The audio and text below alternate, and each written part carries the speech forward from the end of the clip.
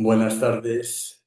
Vamos a dar paso a bienvenidos al seminario que tenemos previsto para hoy. Ya hicimos uno cuando, bueno, pues yo creo que fue hace un año, también con Alejandro y Amaya, viendo un poco las novedades que nos está planteando bueno, pues todo el desarrollo normativo en torno a la debida diligencia en materia de sostenibilidad.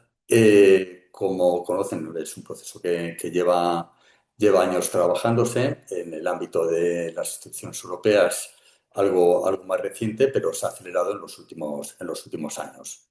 Culminó con la aprobación de la directiva, que como todos ustedes conocen, pues luego ha sido objeto de revisión y recientemente pues, esa revisión se ha plasmado en el paquete Omnibus, que afecta no solamente a la directiva de diligencia de vida en materia de sostenibilidad de las empresas, sino afecta a otras normativas claves en el ámbito de la sostenibilidad que ya se habían materializado de alguna manera o estaban en vigor, como todo lo que es referente a la información no financiera, que posteriormente se ha aprobado por una directiva o revisada, la directiva del 2014, por una directiva mucho más precisa en el 2022, que parte de las lecciones aprendidas de la falta de eficacia también con respecto a la del 2014 en su aplicación, que era muy ambigua y muy genérica, y otros elementos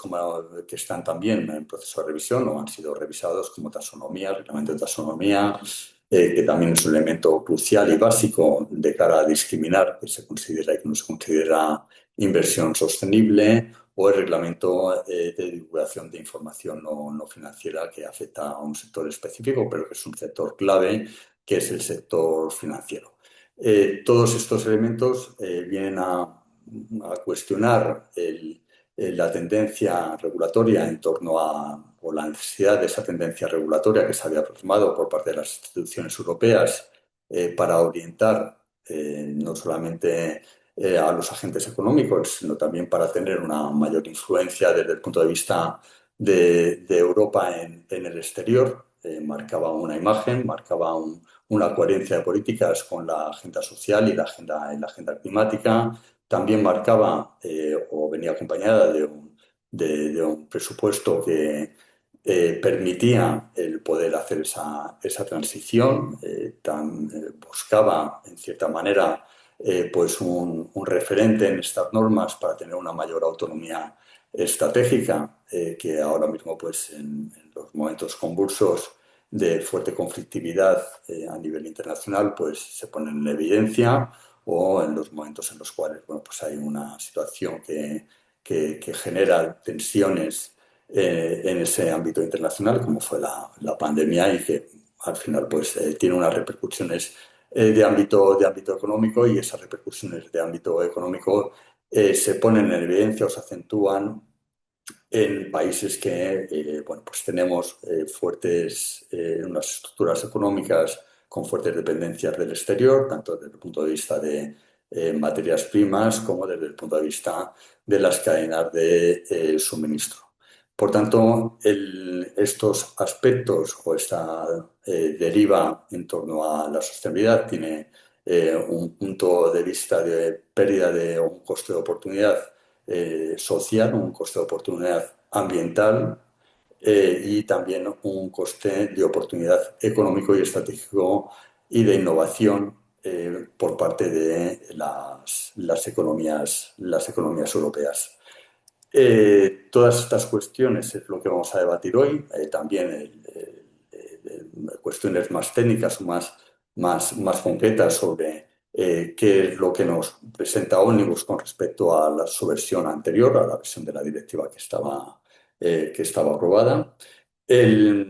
Y también en relación al futuro de Europa, en torno a ese liderazgo que había mantenido en el ámbito regulatorio en materia de sostenibilidad, y cómo bueno, pues hay otros países que están tomando ese relevo, esa confusión en el ámbito europeo en no saber hacia dónde orientar o dar señales claras a los agentes para que puedan orientar sus procedimientos, sus políticas, sus estrategias a tener una mejor adaptación, no solamente en el ámbito climático, sino en el ámbito de las cadenas de suministro, y como otros países pues, han visto la oportunidad y están regulando en esta materia. Sin ir más lejos, pues China está regulando en materia de información sobre sostenibilidad, una regulación bastante ambiciosa que hoy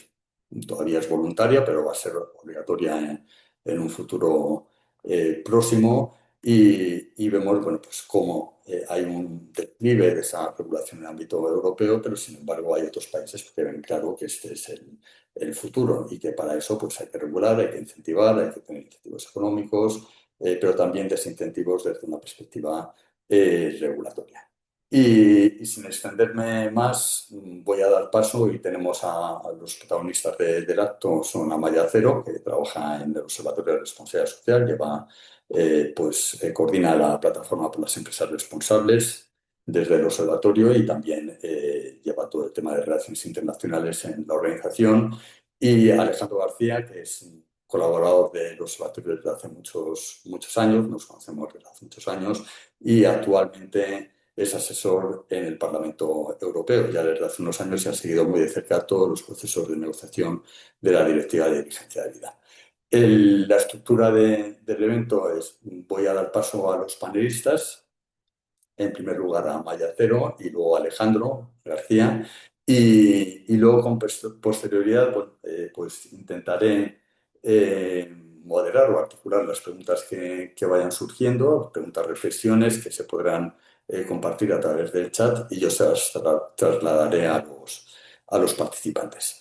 Bueno, pues agradecer una vez más la participación, agradecer enormemente a Alejandro, el que siempre esté dispuesto a colaborar con nosotros. Es un lujo tenerle con nosotros. Igualmente a Maya, aunque a Maya pues tenemos un contacto diario, trabajamos en la misma organización. Y partimos con Amaya, pues si nos puedes dar unas orientaciones de qué es lo que ha pasado con Omnibus y cómo nos hemos quedado, adelante.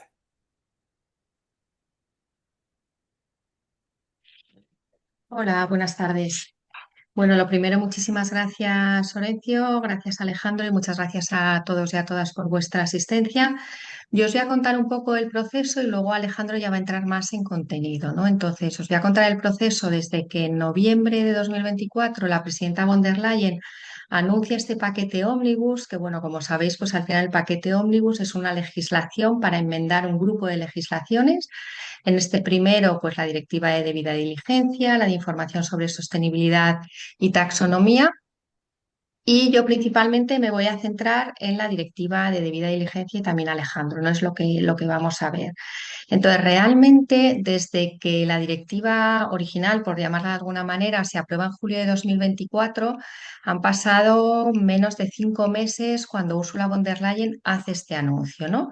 Entonces, bueno, todos sabemos que en las directivas siempre hay estipulados unos plazos, que se pueden revisar ciertas cuestiones, incluso puede haber actos delegados, pero lo que vemos en este caso es que tras 4 meses de que la directiva ni siquiera había empezado a ser aplicada, pues se propone este cambio, ¿no? Normalmente la Comisión Europea, en sus propias directrices sobre regular mejor, lo que pide es que haya unos 3 años desde que se implanta una ley para conocer con datos. Las instituciones europeas siempre regulan desde la evidencia, ¿no?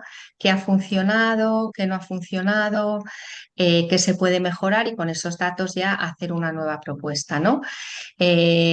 Podemos entender el cambio un poco geopolítico que ha podido haber, pero bueno, creemos que es un momento muy oportunista. También se aprovecha un poco de la falta de comprensión de ciertos estándares, ¿no?, que había que aplicar a partir de la Directiva de Información No Financiera, que se veía que muchas empresas estaban haciendo un sobrecumplimiento, pero en vez de atajarlo con directrices, con formación, incluso con algún tipo de acto delegado, pues al final se decide abrir estas legislaciones. En el caso de la directiva de debida diligencia, claramente debilita disposiciones clave Y hay un tema también muy importante para nosotros, es que parece que abre una nueva manera de legislar, ¿no? Porque hay que recordar que este es solo el primer ómnibus de una serie de 10 ómnibus que van a tratar temas tan importantes como el Reglamento General de Protección de Datos, el uso de la inteligencia artificial, la seguridad de productos químicos o de alimentos, de humanos, pero también de forraje, ¿no? Y son unas legislaciones que han sido diseñadas, que han sido trabajadas con muchísimo consenso, con participación de las partes interesadas para proteger los derechos fundamentales del medio ambiente, proteger los derechos fundamentales de los ciudadanos, perdón, del medio ambiente y también esta competitividad a largo plazo, esta resiliencia, ¿no? De las empresas europeas. Entonces, lo que se está viendo, y esto lo dice el dictamen de la Defensora del Pueblo Europeo, es que en este proceso, en base a una queja que presentaron organizaciones de la sociedad civil con respecto a este ómnibus y dos más, pues no se han llevado a cabo, ha habido una mala administración y no se han seguido estas directrices de legislar mejor. ¿Por qué? Porque la urgencia de hacer de llevar a cabo este ómnibus, pues no ha sido justificada por parte de la Comisión de una forma adecuada, ¿no? No hay un análisis de impacto, o sea, no hay un análisis de impacto de lo que va a cambiar esta legislación y tampoco lo hay en cuanto al impacto climático, que es algo que exige, ¿no? La Ley Europea del Clima exige que se evalúe la coherencia con los objetivos de neutralidad climática y tampoco hay una consulta significativa de las partes interesadas y creemos que esto es muy importante desde un punto de vista democrático, ¿no? Cuando se aprueba la primera directiva, antes de que la Comisión presente su primera propuesta de la directiva original, hubo una consulta de partes, una consulta pública con una participación récord de empresas, de organizaciones de la sociedad civil, de defensoras de derechos humanos y también muchísima participación de terceros países que se iban a ver afectados, ¿no? En sus cadenas de valor por esta legislación. Y esto esta vez pues, se ha suplementado por unas consultas a puerta cerrada, unas mesas redondas. Que como dice Euractiv, pues con una sobrerepresentación empresarial, en una de ellas creo que eran como 58 empresas frente a 10 organizaciones de la sociedad civil, con una representación de entidades financieras y una sobrerepresentación clarísima de empresas extractivas. No se dio la palabra, por ejemplo, a empresas que llevan muchísimo tiempo trabajando con estos procesos, que saben lo que funciona y no funciona cuando se aplica la debida diligencia, que han apostado por esto porque, según ellas mismas dicen, pues les da esa resiliencia, esa competitividad a medio y largo plazo, un mejor entendimiento de cuáles son los riesgos y un mejor acceso también a financiación, ¿no? Pues estas empresas no se ha oído su voz. Y cuando hablamos de empresas extractivas, creo que es interesante de traer a colación un estudio que ha realizado la organización Somo, ¿no?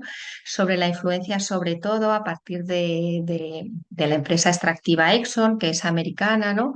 Que llega a tener 25 reuniones en 15 meses con representantes de alto nivel de las instituciones europeas, que obviamente pueden tener estas reuniones, ¿no? Todas las partes interesadas pueden tenerlas, pero se ve que hay un sesgo hasta a escuchar este tipo de interlocutores.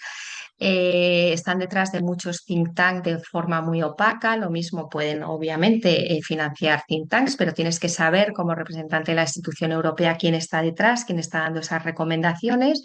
Hacen también presión al presidente de los Estados Unidos. Habréis visto que en el acuerdo, dentro del acuerdo comercial de Estados Unidos y Europa, hay una mención a la directiva. E incluso el secretario de Energía de Estados Unidos y también el ministro de Qatar, pues piden retirar los planes de transición climática, la responsabilidad civil de la directiva y diciendo pues que podría haber consecuencias para el suministro de gas natural licuado para los consumidores europeos y un alza de precios, ¿no? Entonces, esto solo como para poner un poco en contexto todo lo que ha pasado durante este proceso de ómnibus, ¿no? Entonces, bueno, como decía, la comisión, pues saltándose un poco sus propias directivas de legislar mejor, hace una propuesta en febrero de 2025 y entonces lo que elimina es elimina más cosas, pero así voy a decir los puntos principales. Elimina la puesta en marcha de los planes de transición climática cuando, por ejemplo, el Banco Central Europeo ha subrayado la necesidad de una obligación legal clara de implementar estos planes, ¿no? Para evitar el lavado verde y garantizar que se orienten de forma significativa las decisiones de inversión, o también no tiene en cuenta la opinión consultiva de la Corte Internacional de Justicia sobre la obligación de los estados sobre este tema, y elimina también el régimen armonizado de responsabilidad civil en la directiva original, que esto lo explicará mejor Alejandro. Pues había las condiciones por las cuales una empresa podría ser declarada culpable en caso de daño por incumplimiento de sus obligaciones. Estaba armonizada a nivel europeo, y ahora lo que tenemos es una fragmentación en 27 estados, lo que pues desde luego que no parece una apuesta por la simplificación y por evitar la burocracia, ¿no? El Consejo más tarde, en junio, después de muchas deliberaciones también, adopta su orientación general, mantiene estas dos rebajas de la Comisión, y además limita la identificación de riesgos a lo que es el primer nivel de los proveedores, ¿no? Lo que sería el Tier 1. Lo que se ha visto, esto es lo que hace la ley alemana y lo que se ha visto en distintos estudios y también a través de otro análisis, que al final lo que hace es llenar de burocracia y hacer muchísimas demandas a proveedores que no presentan ningún riesgo en cuanto al medio ambiente y derechos humanos, ¿no? Eh, si miramos los supermercados europeos, según un estudio también de Somos, solo el 6% de los proveedores directos presentan estos riesgos, ¿no? Entonces, al final de lo que se trata es evaluar unos riesgos que realmente vayan a impactar, pero no llenar de demandas, cuestionarios, etcétera, a empresas y a pymes que no tienen, que no presentan esos riesgos, ¿no? Y por ejemplo, empresas, sobre todo centradas en del cacao, grandes empresas, creo que eran Nestlé y Ferrero, pues llegaron a decir que ellos apostaban porque la identificación fuera basada en el riesgo y no solamente en el Tier 1, una cosa que al final sí que se mantiene, como os contará Alejandro, pero bueno, para contaros un poco los puntos que se fueron un poco discutiendo, ¿no? En el Parlamento Europeo, todos los temas que hubo un poco de rotura de consenso, se lo voy a dejar a Alejandro, que estuvo allí, y también en los trílogos, que estuvo participando directamente, pero al final el Parlamento Europeo elimina cualquier referencia, por ejemplo, a los planes de transición. Y después de estos diálogos a tres bandas, que sabéis que cada institución va con su propuesta y hay estas negociaciones, se llega a un acuerdo provisional en diciembre de 2025 bajo la presidencia danesa. Este acuerdo ya provisional pues se vota en el Parlamento Europeo en diciembre, se aprueba en el Consejo de la Unión Europea en febrero y pues ha entrado en vigor hace nada, ¿no? El 18 de marzo. Y como sabéis probablemente, la transposición es hasta julio de 2028 frente a la original, que era en julio de 2026, y la aplicación de las empresas será ya a partir de julio 2029. A pesar de todo este proceso complejo, a pesar de todas estas rebajas, desde nuestro punto de vista, pues pensamos que es una legislación importante, ¿no? Es una legislación que hay que cuidar y que habría que mejorar, obviamente, en el futuro, y que hay que trabajar con ella en la transposición, porque, bueno, por primera vez se establece este deber legal para las grandes empresas de respetar los derechos humanos a lo largo de sus cadenas de valor y también los derechos medioambientales, de prevenirlos, que para nosotros siempre este ha sido el punto fundamental, ¿no? Esta legislación tiene que ayudar y tiene que ser importante para prevenir. Y luego, obviamente, en caso de incumplimiento, pues hay una autoridad de control y hay esta responsabilidad civil por incumplimiento de las obligaciones si se produce daño. Entonces, para nosotros es muy importante que esta directiva se transponga sin demora y que se garanticen pues, los mecanismos efectivos de rendición de cuentas y de aplicación. Lo voy a dejar aquí de momento para dar paso a Alejandro y luego ya poder tener, si tenéis preguntas, las vemos al final. Muchas gracias.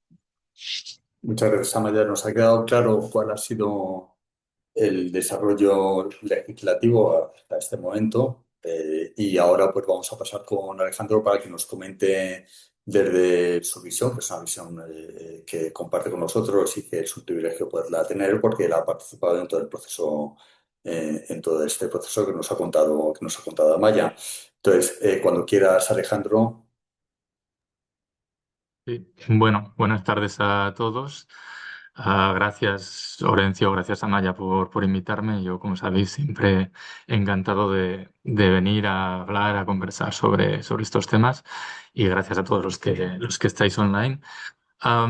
No quiero ser muy técnico, no quiero enrollarme mucho con los detalles. Voy a tratar de dar un panorama completo, pero breve, de lo que son todos los cambios que ha introducido Omnibus en la directiva de debida diligencia, aunque muchos, Amaya, ya los has comentado.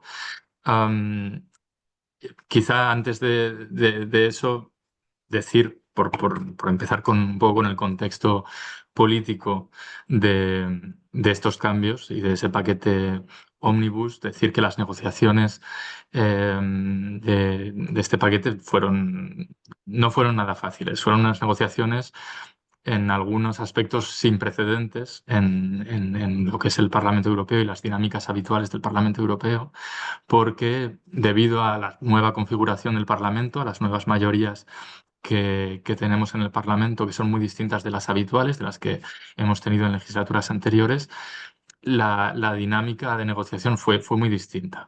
Así como en 2023-2024 teníamos un Parlamento más progresista, con una mayoría desde el centro derecha hasta la izquierda, muy abierta a aprobar nueva legislación en materia de sostenibilidad. También era otro tiempo, existía otro momentum en torno a esta legislación. Desde 2024 nos encontramos con un Parlamento muy diferente, con una mayoría de derechas más grande que la que ha habido nunca en Bruselas y con una cierta tendencia por parte del centro derecha, que tradicionalmente en Bruselas siempre se había aliado al centro izquierda, una tendencia a acercarse cada vez más a los grupos a su derecha, sobre todo precisamente para negociar y para aprobar legislación en materia social y económica, ¿no? Y sobre todo en todo lo que toca a legislación que afecte a empresas y legislación económica.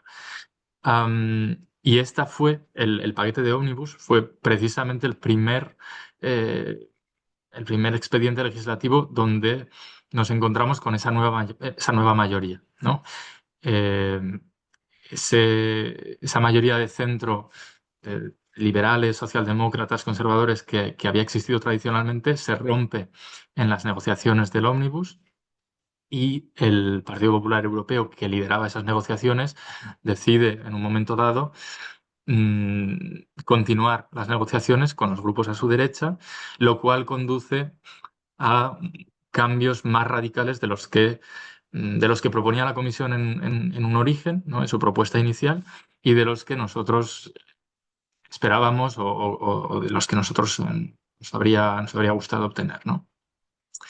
Ese es un poco el contexto, como digo, y el resultado es este. El resultado, como veis en esta primera diapositiva, es, en primer lugar, quizá el cambio más sangrante es esa reducción del ámbito de aplicación, mientras la directiva original aplicaba a empresas de más de 1.000 empleados y más de 450 millones de facturación, ahora pasa a aplicar solo a empresas de más de 5.000 empleados y más de 1.500 millones de facturación, lo cual es un salto muy grande. Creo que se pierden por el camino el 80% de las empresas, de las que anteriormente estaban sujetas a la directiva, y queda un ámbito de aplicación muy reducido que afectaría solo a 1 millar de empresas multinacionales, ¿no? Eso en primer lugar. En cuanto al ámbito de, digamos, la cadena de actividad, la cadena de suministro afectada por la legislación, eso no cambia. Eso se mantiene exactamente igual que en la directiva original. Por tanto, queda cubierto, como originalmente, toda la parte de aguas arriba, digamos, de la cadena de valor, todos los proveedores de una empresa. Y respecto a la parte aguas abajo, por decirlo de alguna manera, lo que es distribución, transporte, almacenamiento, también queda cubierto, pero no queda cubierto lo que es la fase la fase posterior al uso, ¿no? Lo que es la eliminación del producto, el desmontaje, el reciclado, el compostaje, los vertidos, todo eso queda excluido, igual que ya quedaba excluido en, en la directiva original. También queda excluido el uso y la venta del producto, la fase de uso y venta, todo eso estaba excluido y sigue excluido en la directiva, en la reforma de la directiva, ¿no? Cambian también, por eso lo he marcado en amarillo, porque son cambios menores, pero cambian también algunos artículos, el 6, 9, 14, que consisten en diversos pasos del proceso de diligencia debida, ¿no? La priorización de los riesgos, la notificación a las autoridades, la supervisión. Cambian algunas cuestiones menores, pero no voy a entrar en el detalle porque no son de mayor importancia. Y cambia también, que lo ha mencionado Amaya, el calendario. Obviamente se pospone precisamente por ese proceso de reforma y porque se entiende que existe una necesidad por parte de las empresas de, de más tiempo para adaptarse a la directiva. Se pospone el plazo de transposición a julio de 2028 y se pospone también la entrada en aplicación de las reglas de debida diligencia a julio de 2029. Así que hasta 2029 no se podrá exigir, no se exigirá ningún tipo de requisito de los que contiene esta directiva, ¿no? En la siguiente diapositiva tendréis lo que son el bloque de las obligaciones de diligencia debida. Ahí cambian unas cuantas cosas. En primer lugar, quizá la cuestión que más tiempo nos llevó en las negociaciones era la cuestión de cómo se identifica, cómo debe la empresa identificar los riesgos en su cadena de suministro o en su cadena de valor o en su cadena de actividades, como dice la directiva, ¿no?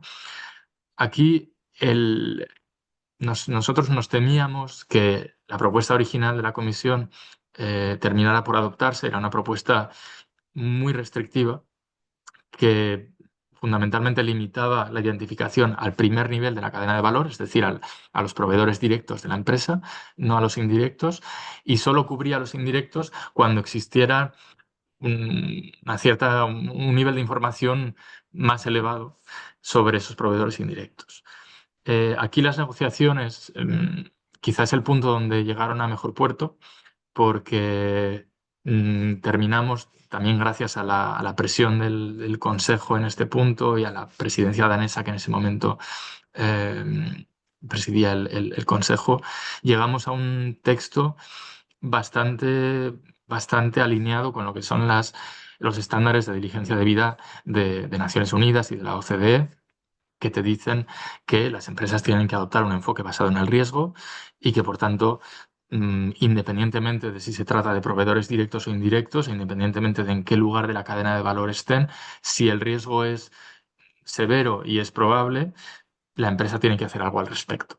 Entonces, el texto final mm, abraza, incorpora ese enfoque, no distingue tanto entre nivel directo y nivel indirecto, o primer nivel y niveles siguientes, como la propuesta original de la comisión, y por tanto, como digo, pues queda bastante alineado con lo que son los, los estándares que conocemos de la OCDE y que muchas empresas ya venían aplicando y que precisamente es la razón por la que muchas empresas en el proceso de negociación nos nos transmitían que querían volver a ese enfoque, que no entendían ese retroceso, ese paso atrás, que distinguía, que delimitaba entre proveedores directos e indirectos, que era una distinción a veces artificial y desde luego inefectiva, porque no permitía realmente alcanzar el objetivo de la directiva, que es abordar los riesgos más severos y los riesgos más duros para los derechos humanos y para el medio ambiente, que normalmente tienen lugar y se materializan no en el nivel directo de la cadena de suministro, sino mucho más lejos, ¿no? Cambian también en lo que es el proceso de diligencia debida, cambian también las obligaciones de suspensión y terminación de la relación contractual. En la directiva original, si una empresa hacía todo lo posible por prevenir o mitigar un riesgo que había identificado como serio, severo, y nada, ninguna de las acciones tomadas daba ningún resultado, y si se cumplían una serie de condiciones, existía, como existen en los estándares de la OCDE, la obligación última, como último recurso, de terminar la relación contractual con el proveedor en cuestión. Esta obligación desaparece, por eso lo he marcado aquí en rojo, desaparece del texto y nos quedamos exclusivamente con una obligación de suspensión contractual, pero no de terminación total del contrato. Ese es un cambio notable del ómnibus. Y cambian también algunas cuestiones, pero no entro porque tampoco son cambios de gran calado en lo que concierne a colaboración con partes interesadas, con grupos de interés, y también lo que es la supervisión del proceso de diligencia de vida, que antes era cada año, cada 12 meses, y pasa a ser cada 5 años. Aunque realmente este cambio es un cambio un poco artificial y un poco absurdo, porque realmente cuando uno lee el texto en detalle, de lo que se da cuenta es de que la directiva dice que si hay cambios importantes en los riesgos identificados en la cadena de valor, en las relaciones comerciales, si hay cualquier tipo de cambio que pueda dar lugar a nuevos riesgos y que pueda generar la necesidad de nuevas medidas, hay que supervisar el proceso y hay que revisarlo. Por tanto, esa nueva periodicidad es un poco artificial. Más allá de las obligaciones de diligencia de vida, como sabéis todos, existía un artículo que además imponía obligaciones climáticas a las empresas por primera vez y que obligaba a que las grandes empresas, las grandes multinacionales, tuvieran un plan de transición y tuvieran unos objetivos quinquenales, en 2030 hasta 2050, cada 5 años, que alcanzaran toda la cadena de valor y que persiguieran la reducción de emisiones a lo largo de la cadena de valor. Todo eso desaparece. Todo eso quizás también es el segundo elemento que más discutimos durante las negociaciones, pero precisamente por ese cambio en las mayorías que he comentado, la balanza se termina inclinando por la eliminación completa de lo que era el artículo de transición climática y por tanto de todo eso nos podemos olvidar por el momento. Y finalmente, en cuanto a los mecanismos de control, cambian también algunas cosas. Por un lado, teníamos el mecanismo de control administrativo, es decir, las autoridades estatales que controlaban el cumplimiento de la directiva, y aquí el cambio principal es el nivel de sanción máxima que impone la directiva, que en la original era un nivel máximo del 5% de la facturación anual para las sanciones más graves, por las infracciones más graves, y que ahora pasa a ser del 3% como máximo. Por tanto, sigue siendo un porcentaje relativamente alto cuando hablamos de grandes empresas con volumen de facturación importante, pero no tanto y no tan disuasorio como el de la directiva original. Y en cuanto a los mecanismos de control judicial, también cambian algunas cosas que ha comentado Amaya. Fundamentalmente, lo que cambia es que no, ya no tenemos el mismo nivel de armonización que teníamos en la directiva original. En la directiva original existían unas condiciones muy claras, muy precisas, muy bien estipuladas sobre cuándo una empresa podía ser responsable por los daños causados por ella misma, por otras empresas en su cadena de valor, y cuándo, por tanto, las víctimas podían acudir a la justicia a reclamar esos daños, una compensación por esos daños, y todo eso se diluye de alguna manera y queda un poco a discreción de los Estados miembros. Por tanto, cuando se trate de de reclamar daños ante la justicia, aplicarán las reglas que en cada estado existan en esta materia, ¿no? Las condiciones que cada estado establezca para que, que dé lugar a la responsabilidad civil por los daños. Eso es un poco Yo creo que con esto ya y me he debido pasar ya de los 10 minutos, pero eso es un poco el resumen de todos los cambios y si tenéis cualquier pregunta, encantado de responder. Muchísimas gracias, Alejandro. Pues abrimos el turno de preguntas. Yo creo que la participación tiene que ser, o está condicionada que sea por chat. Entonces, las cuestiones que queráis plantear tanto a Maya sobre el proceso, también yo creo que sobre el, tanto proceso como contenido y también la perspectiva de ambos que están muy involucrados en el ámbito políticamente o en el desarrollo político de estas regulaciones, de cuál es su visión desde hacia futuro, ¿no? Que yo creo que es lo relevante, que es lo que va a suceder a partir de ahora. Ya hemos conocido cuál ha sido el proceso, cuáles han sido los cambios y, y, bueno, como veo que no hay ninguna pregunta, pues os lanzo esa cuestión a ambos, ¿no? Amaya quizás más en un plano más local, más nacional y Alejandro en un plano más regional, más desde una perspectiva de Europa, ¿no? ¿Cómo veis tanto el futuro de esta norma, su aplicación, su efectividad, como el futuro desde el punto de vista de la orientación de las políticas? Si creéis que Europa va a seguir por esa línea o va a haber cambios, también yo creo que hay un punto de inflexión interesante ahora mismo con el conflicto actual de que está replanteando esas relaciones internacionales, ¿no? Que está reposicionándolas en un momento en los cuales ha habido pues muchísimas oscilaciones y bueno, pues os lanzo esa pregunta. Me comenta que hay preguntas por aquí, ¿vale? Vale, pues si queréis ir respondiendo cómo veis desde vuestra visión ese futuro, aunque sea un futuro difícil de predecir en los momentos actuales.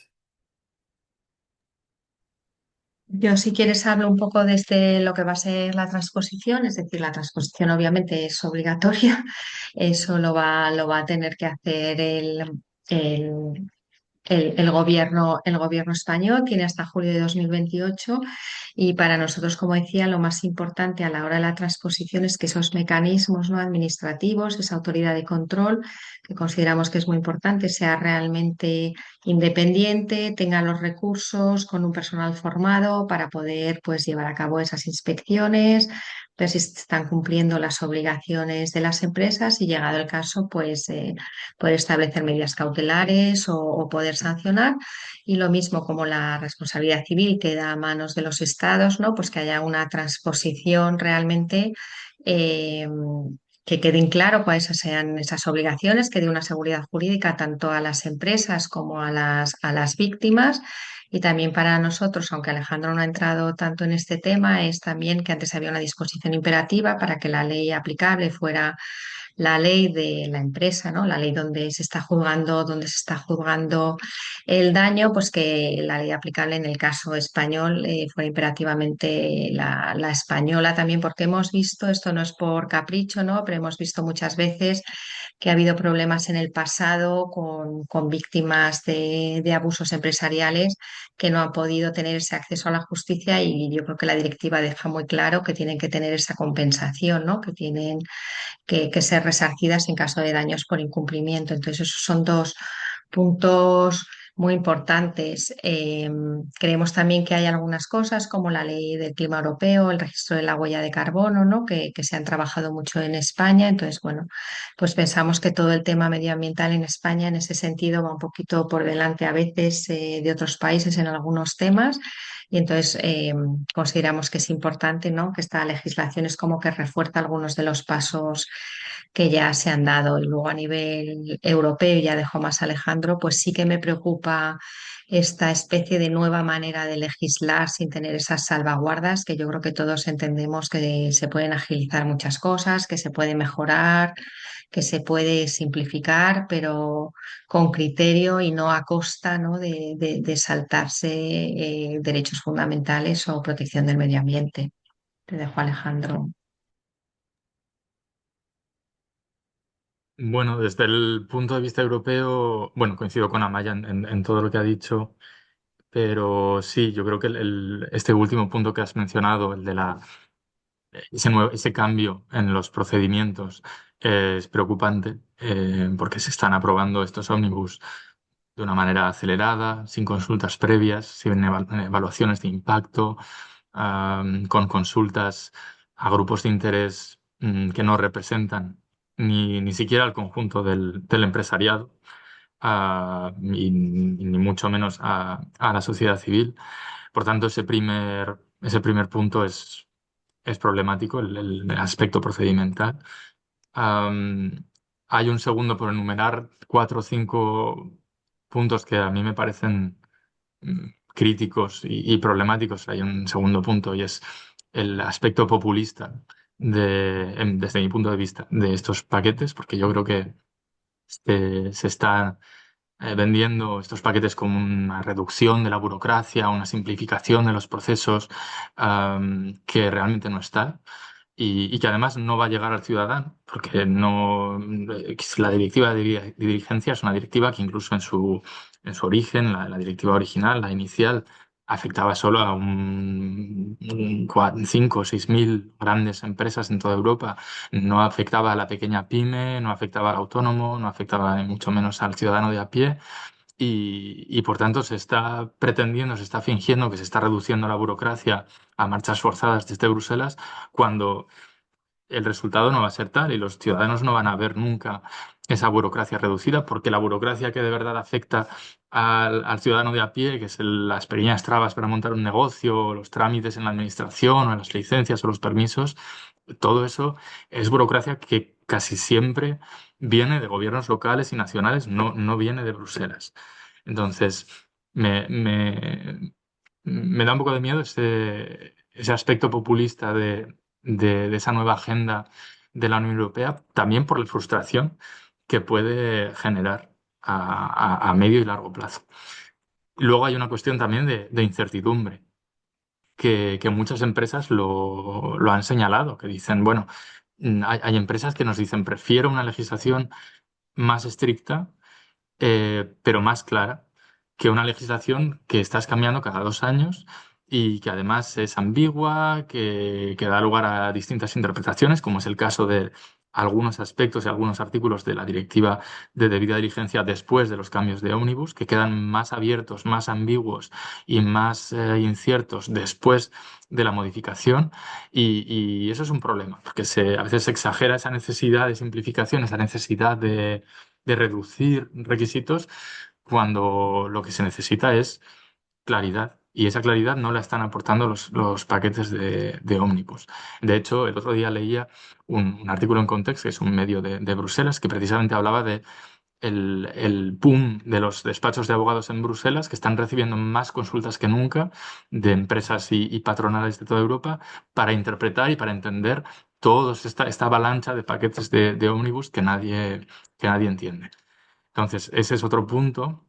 Y quizá, por señalar dos más muy rápidamente, otro es la cuestión del liderazgo europeo que apuntabais ya vosotros, que se está perdiendo. Teníamos una agenda muy clara, Europa llevaba varias legislaturas construyendo una posición muy sólida como referente global, con eso que se había dado en llamar el efecto Bruselas en materia de sostenibilidad, que estaba que estaba además conduciendo a otros países y a otras regiones del mundo a adoptar los mismos estándares, y de repente toda esa apuesta queda puesta en cuestión.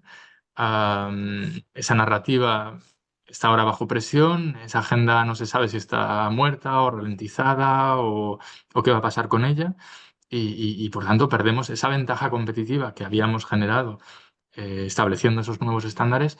La estamos perdiendo con todas estas reformas, ¿no? Y el último punto, que quizás es el más triste de todos, es que uno de los grandes referentes que se menciona siempre, especialmente desde la Comisión, cuando se aprueban estos paquetes, es el informe Draghi, que os sonará a muchos, que incluye una serie de medidas sobre cómo eh, cambiar las reglas y los sistemas y las metodologías en Europa para construir una economía más competitiva. Y resulta que de todo el informe Draghi, que es un informe enorme, y del informe Letta, que también era un segundo informe que hablaba también de esta cuestión, de todo lo que allí se hablaba, con lo único que nos hemos quedado es con una mínima parte, que era la de simplificar reglas en materia de sostenibilidad. Pero todo lo demás, todo lo que de verdad es imprescindible para asegurar esa competitividad, la deuda común, la unión de los mercados de capitales, una política industrial mucho más potente para competir con la estadounidense y la china, el impulso de la innovación europea, todo eso, de momento ni está ni se le espera. Entonces, en fin, esa es otra cuestión que de la que habría que hablar más y menos de esa supuesta simplificación. No sé si hay preguntas también en el chat, las Sí, podemos. Sí, con sí. respecto a lo que dices, el propio Leta en una intervención que hizo eh, dijo, mi informe tenía un capítulo social, pero de ese no habla nadie, ¿no? Pues me hizo bastante, bueno, pues fue curioso. Dinos si quieres las preguntas, Horencio, como... Sí, sí, sí. Bueno, tenemos varias preguntas.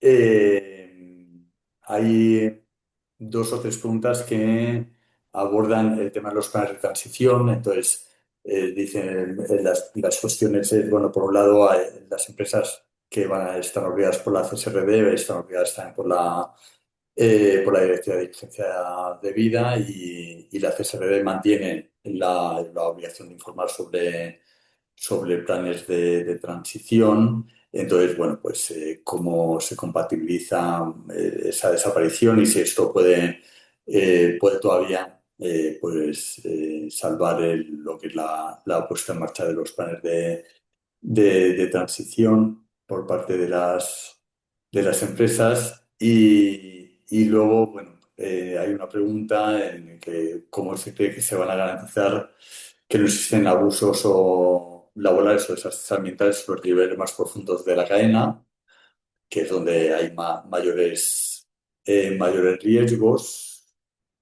Y enlazada con esta, hay una pregunta que plantea la utilidad de trabajar con las cadenas de valor, con los diferentes proveedores, preparándoles para adoptar este tipo de, de mínimos o estas cuestiones de cumplimiento, ¿no? Y os dejo estas dos, una de cadena de valor y otra con el tema de los canales de transición.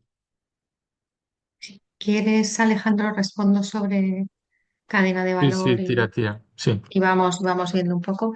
Al final la directiva, como hemos dicho, como ha dicho Alejandro, sí que hay un enfoque basado en riesgo, ¿no? Entonces realmente contempla dos pasos, uno que es como un mapeo de tus cadenas de valor, un mapeo para ver dónde puede haber riesgos por el sector en el que trabajas, riesgos por los países donde estás operando, etcétera. Tú haces un primer mapeo para ver dónde pueden estar esos riesgos y una vez que identificas dónde estás, ya bajas a nivel proveedor, es decir, la directiva puedes llegar, en caso de que haya riesgos, a más allá del primer nivel de proveedor. Eso sigue existiendo a pesar del ómnibus. Hay unos requisitos a lo mejor de información, pero eso sigue existiendo, es decir, se puede llegar hasta los últimos eslabones si se han identificado que ahí puede haber riesgo de vulneración de derechos humanos en el medio ambiente y este es uno de los puntos que, como también ha dicho Alejandro, desde nuestro punto de vista es uno de los más importantes que se mantienen en el ómnibus, ¿no? Y están alineados con las normas internacionales. Si quieres contestar tú o si quieres complementar y planes de transición. No, sobre cadena de valor exacto, justo lo que ha dicho Amaya. Y sobre planes de transición, bueno, Amaya puede comentar también, pero efectivamente se mantiene esa provisión en la directiva sobre información en materia de sostenibilidad, pero no deja de ser exclusivamente una obligación de información. Ya no es una obligación de reducción como la que contenía la Directiva de Diligencia de Vida. Por tanto, la empresa tiene la obligación de decir qué es lo que está haciendo para reducir sus emisiones, pero no tiene una obligación, por lo menos no de manera clara y explícita, de reducir efectivamente esas emisiones. Luego habrá que ver cómo se interpreta eso en cada estado, qué hace cada estado también para avanzar en esa materia, porque España tiene sus propias reglas en esta cuestión que van más allá de lo que es la regulación europea a día de hoy. Por tanto, eso también hay que tenerlo en cuenta. Hay otras dos preguntas. Una de ellas es si la posición del sector empresarial, de la industria, ha sido homogénea o ha habido diferencias significativas en los procesos de negociación en cuanto al posicionamiento. Y quién eran más partidarios de la directiva. y quienes sean partidarios de flexibilizar los requerimientos. Y luego también desde este punto de vista hay una pregunta que plantea que hasta qué punto la parte de las anualidades del ómnibus deberían ser atribuidas a los fallos de origen en el ánimo de legislar afectando al mercado de proveedores, pero sin consulta a los proveedores. Entonces, bueno, son consultas sobre el proceso post-traslado. Vale, yo si quieres en cuanto a los ámbitos empresariales, ¿no? Os acabo de copiar un link en el chat de un montón de empresas, ¿no? Que han hablado a favor de la debida diligencia. La respuesta para mí más corta, quizá un poco simplista, es que la gente que estaba preparada y que llevaba años invirtiendo y trabajando sobre esto, en general lo ha apoyado y la gente que no estaba trabajando sobre esto o que tiene un modelo de negocio que no tiene ningún interés en que la sostenibilidad salga adelante, pues claramente lo han rechazado, ¿no? Es decir, el rechazo viene de muchísimas empresas extractivas. Obviamente, pues reducción de emisiones de carbono no es eh, lo más favorable, por decirlo de alguna manera, para su negocio, por mucho comunicación que hagan, tocando casi el greenwashing, ¿no? De lo que están reduciendo, etcétera. Y lo que se ve es que muchas empresas del sector alimentario, sobre todo, que sabéis que es un sector que también tiene cadenas de valor complicadas y grandes, pues muchas de esas empresas llevan años trabajando sobre este tema y lo han apoyado claramente y sin fisuras. Y luego también ha habido empresas tecnológicas que lo han apoyado. Y luego también hay que tener en cuenta que los inversores apoyaban mucho también la directiva, porque para ellos era tener una información de calidad, eh, no solo intenciones de lo que se va a hacer, pero realmente unos planes claros de lo que se está haciendo para poder evaluar el rendimiento de estas empresas en cuestiones de sostenibilidad. Entonces, por ejemplo, Eurosif ha tenido diversos manifiestos a favor, o los principios de inversión responsable también.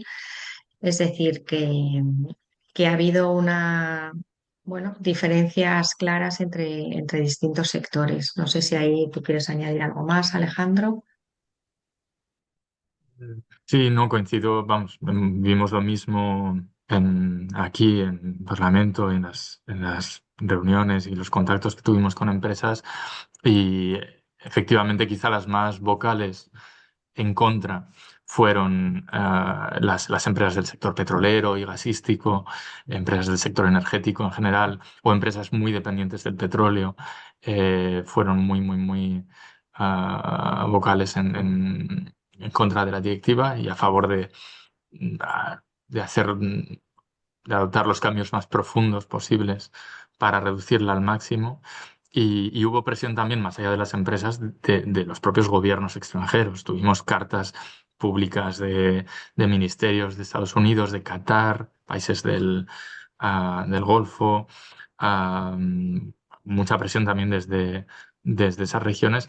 Y yo quizá, a mí lo que me pareció más interesante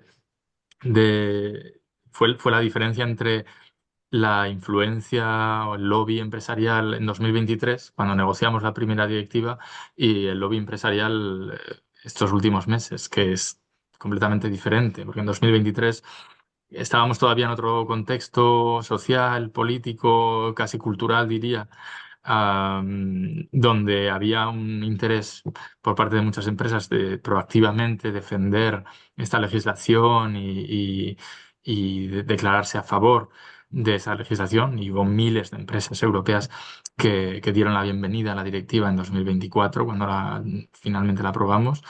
Y en cambio, en 2025, a finales de 2025, el número de empresas que, si bien privadamente te podían decir que estaban más alineadas con nosotros o con una directiva más ambiciosa, públicamente no había ningún interés, ningún incentivo por, por hacer ese tipo de declaraciones.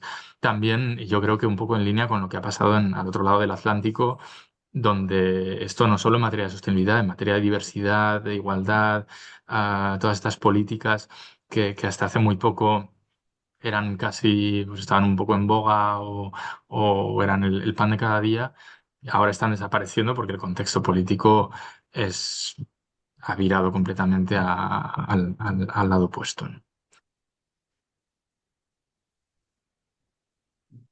Muy bien, bueno, pues lo vamos a dejar aquí, no hay más preguntas. Muchísimas gracias a los dos. Creo que ha sido un clarificador vuestras intervenciones. Nos han ayudado a ubicar dónde estamos, a saber cuál ha sido la experiencia, tanto con los elementos positivos como los negativos, antes de conectarnos o de abrirlo a los asistentes, pues comentábamos y Alejandro, bueno, y Amaya pues veían o sacábamos los puntos positivos, ¿no? Y desde esa perspectiva, pues el tener una legislación como la que tenemos ahora, aunque haya sido una legislación que esté ampliamente rebajada con respecto al documento inicialmente aprobado, pues era impensable hace unos años y que se haya focalizado el debate sobre temas concretos, sobre cuestiones, se haya abordado cuestiones que corresponden a una realidad que hasta hace poco también era ignorada y yo creo que ayuda a centrar los debates y es el aspecto positivo. Todos los procesos son procesos lentos de avanzar y siempre en procesos como con dientes de sierra, en el cual, bueno, pues al final tenemos unos objetivos, unas metas. Muchos de los que estamos aquí y seguramente de los que habéis asistido a la sesión de hoy, pues llevamos décadas trabajando en estos temas y sabemos pues la complejidad de ir avanzando, con lo cual, bueno, la lectura negativa ha sido ese parón o esa rebaja que ha habido por parte de las instituciones europeas. La lectura positiva es que hace no muchos años pues era impensable estar planteando esto a nivel institucional, ¿no? Y luego el interés que ha suscitado, y eso Alejandro pues ha sido víctima en cierta manera de ello y también testigo, ¿no? Por parte de todos los agentes, ¿no? Por parte de las organizaciones no gubernamentales, de los sindicatos, de las empresas, de los gobiernos. Es decir, aquí estamos jugando con un tema de un cambio, no sé si atreverme a decir estructural, pero un cambio muy relevante, muy importante, y de ahí todos los intereses y las tensiones que surgen en torno a estos procesos, ¿no? Entonces, la bienvenida a que tengamos algo sobre el cual partir, que indudablemente es muy mejorable, pero que es algo que hace no mucho tiempo pues nos parecería pues impensable llegar hasta aquí, ¿no? Y con esto damos por concluido. Muchísimas gracias. Gracias por la asistencia. Esto creo que sí está grabándose y se podrá luego disponer de ello y ver con posterioridad. Muchísimas gracias, Alejandro, y muchísimas gracias, Ana. Muchas gracias. Muchas gracias a todos por asistir. Gracias a todos. Adiós, gracias.